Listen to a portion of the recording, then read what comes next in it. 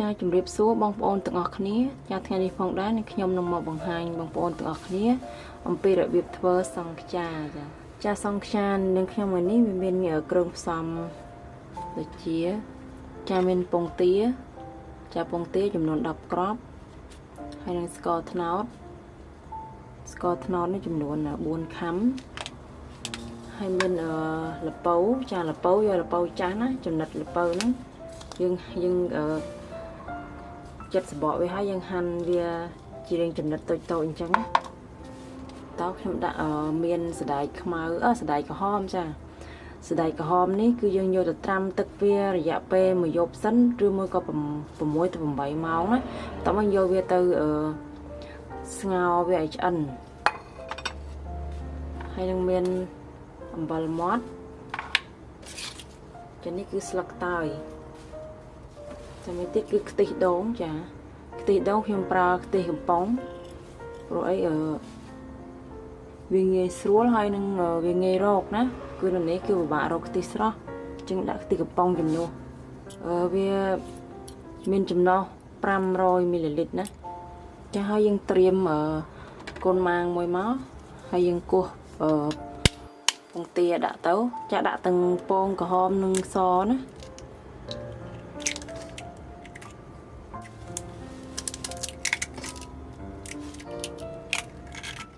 ដាក់ស្ករ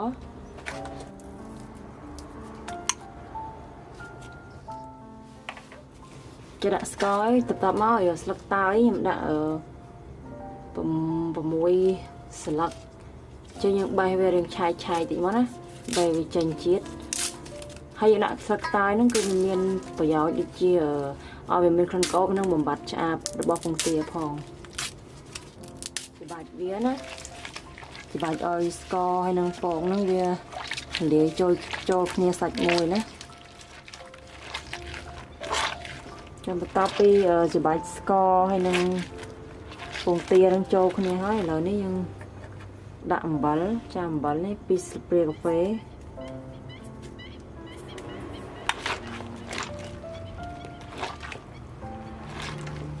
តោះមកដាក់ខ្ទិះដូងចូលបានហើយណា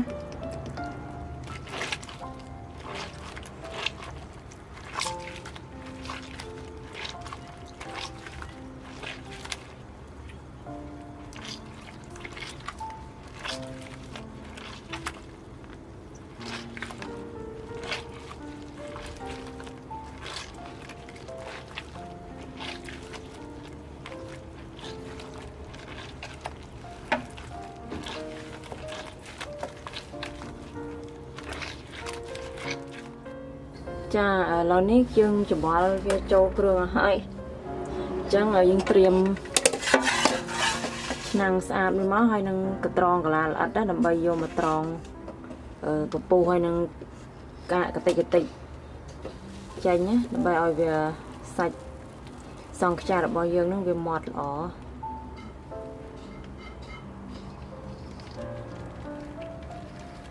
បងប្អូនមានស្បៃអាចយកស្បៃបានណា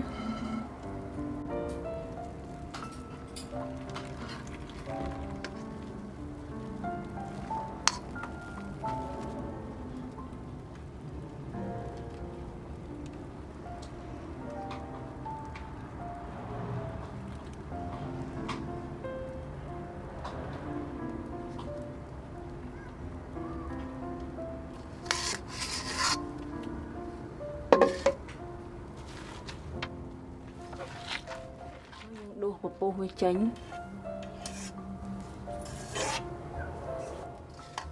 ចាបងប្អូនបន្តមកខ្ញុំត្រៀមចានេះគេហៅថាដូចពេញអាកោអញ្ចឹងតែមិនមែនជាលក្ខណៈនេះគឺជាអាលុយមីញ៉ូមណាខ្ញុំយកវាចំហុយខ្ញុំដួសដាក់កូនពេញអាកោទៅហើយយកវាចំហុយចាបងប្អូនមានអាហ្នឹង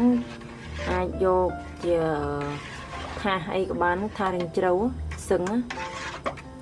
ជ្រៅមកអានេះចំពោះអានេះផងដែរមិញហ្នឹងហើយរៀងកូរបន្តិចណាពេលដែលយើងដួសដាក់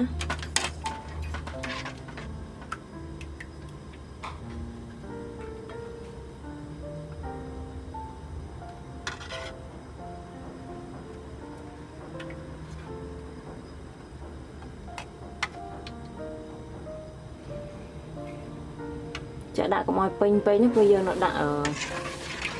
ល្ពៅហើយនឹងក្របស្ដាយទៀតនេះយើងដួសគ្រប់អស់ហើយជាងដាក់ចំណិតល្ពៅចូល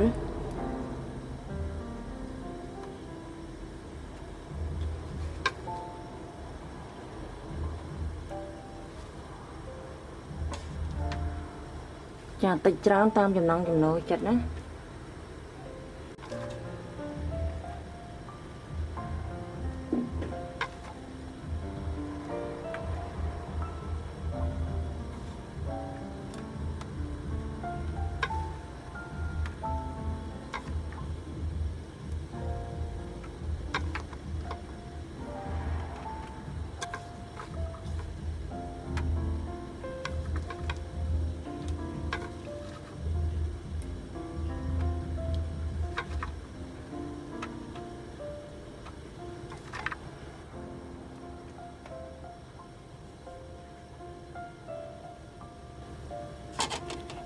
ចាប់តមកដាក់ក្របស្ដែក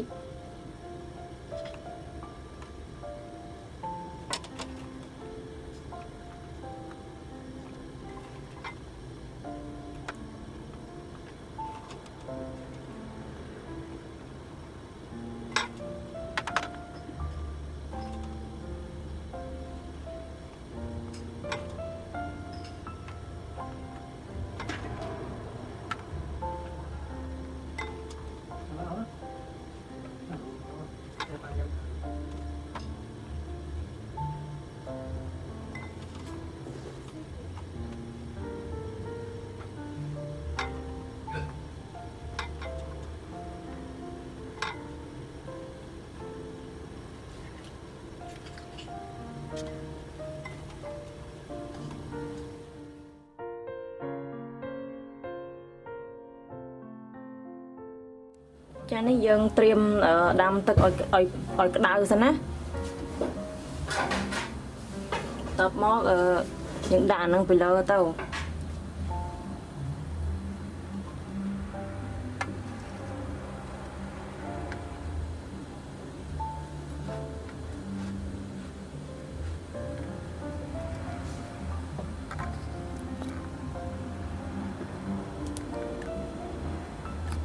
ហើយក្របកម្របវាទៅណា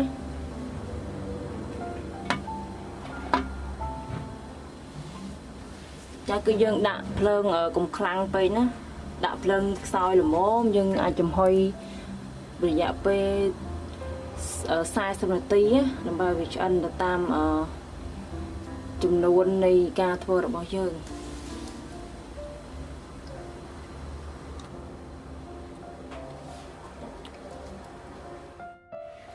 ចាំបងប្អូនឥឡូវនេះដល់រយៈពេលខ្ញុំចំហុយនេះវា35នាទីណាវាដល់40ទេចឹងខ្ញុំបើកមើលទៅយេឃើញថាឆ្អិនហើយណាបងប្អូនឥឡូវខ្ញុំបិទភ្លើងទៅ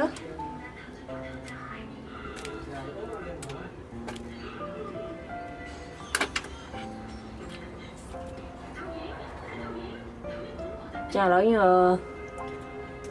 ខ្ញុំយកមកឆ្កឹះវាមើលណាឃើញតែឆ្អិនហើយឆ្ងាញ់មែនតើឥ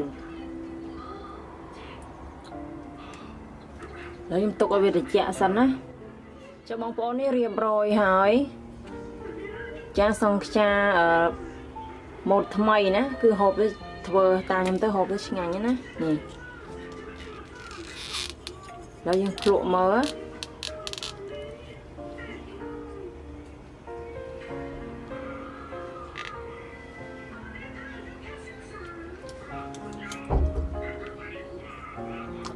បងប្អូនរសជាតិវាផ្អែមល្មមណាញ៉ាំមែនតើបងដែរតាមដានទស្សនារាល់វីដេអូរបស់នាងខ្ញុំហើយបងប្អូនកុំភ្លេចចុច Subscribe ផងណាដើម្បីទទួលបាននូវវីដេអូថ្មីៗជាបន្តទៀត